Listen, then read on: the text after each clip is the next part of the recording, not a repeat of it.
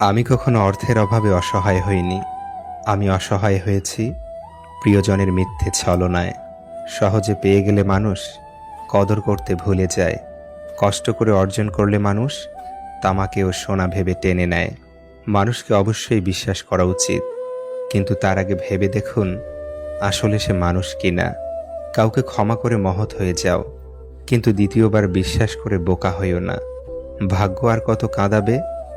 ভাগ্য একদিন নিজেই ক্লান্ত হয়ে বলবে, যাহ, এবার তোকেও মুক্তি দিয়ে দিলাম। যে সব সময় চুপচাপ আঘাত সহ্য করে তাকে কখনো দুর্বল ভেবো না। এমনও হতে পারে তার নীরবতার আড়ালে তোমার জন্য প্রতিশোধের ঢাল তৈরি করছে। নিজের মনকে ততটাই পাথর করতে চাই যতটা পাথর হলে মনের দুর্বলতা সৃষ্টিকর্তা ছাড়া আর কারো কাছে প্রকাশ পাবে না। বাগানে নতুন ফুল ফুটলে যেমন মালি আগের ফুলের কথা ভুলে যায়, তেমনি কিছু মানুষ নতুন কাউকে পেলে আগের সেই প্রিয় মানুষটার কথা ভুলে যায়। পরিস্থিতি আর